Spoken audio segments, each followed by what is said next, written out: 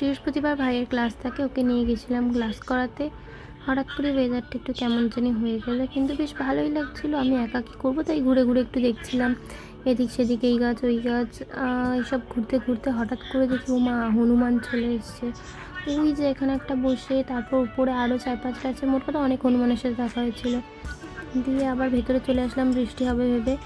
দেখি ওয়েদারটা এরকম হয়ে গেলে বেশ ভালোই লাগছিলো। কয়েকটা ছোটো ছোটো ক্লিপ নিয়ে নিলাম। এবার ভাবছিলাম যে ঠিক আছে, বৃষ্টি হলে ভালোই হবে, কারণ অনেক জায়গায় ভিডিও দেখলাম শিলা বৃষ্টি হচ্ছে, আমাদের এখানেও হবে ভাবলাম। দিয়ে মা বলেছিল যে একটুখানি ওদের ক্রিকেটের ভিডিও করে আনিস, কিন্তু আকাশটা আমার এতই ভালো লাগছিলো যে আমি আর ক্রিকেটের ভিডিও করতে পারিনি, আমি আকাশেরই ভিডিও করছিলাম। কয়েক সেকেন্ডের মধ্যে আকাশটার অবস্থা আরও খারাপ হয়ে গেল। ভাইদের ছুটি দিয়ে দিল, আমাদের আর কিছু করার ছিল না, তাদেরকে বেরিয়ে টোটো ধরে বাড়ি চলে আসবো। তার আগে একটুখানি এরকম ছোটো ছোটো ক্লিপ নিয়ে নিচ্ছিলাম।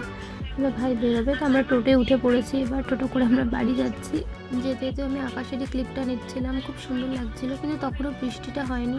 আর ক্যামেরা কি আর অত ভালো তুলতে পারে যতটা ভালো চোখ দেখে। দিয়ে আমরা এরকম আসছিলাম, আস্তে আস্তে এবার আমরা একটা টার্নটা নেব। সবার তো খুব ভালোই লাগবে আশা করি, আমার তো ভীষণ ভালো লাগে এই আকাশটা। ঠিক এই জায়গাটা ক্রস করার পর থেকে দারুণ বেগে হাওয়া বইতে শুরু হলো, বৃষ্টি শুরু হয়ে গেল খুব জোরে। ব্যাস, আমরা তো ভিজে চান করবই। জামা খুলছে, পুরো ভিজে গেছে পুরো। দেখালাম যে ওরকম খুব জোরে আছে, তার মধ্যে থেকে দৌড়ে দৌড়ে এসেছি। মেয়েদের ড্রেস খুলছে, প্রচন্ড ভিজে গেছে, প্রচন্ড একদম সম্পূর্ণ ভিজে গেছে। বৃষ্টিতে ভিজে গেছিলাম বলে মা আবার চান করালো। দিয়ে চান টান করে জামা কাপড় বদলিয়ে আবার বসলাম। তারপরে সন্ধ্যেতে কী কী খেলাম ওটা পরের ভিডিওতে। Bye bye.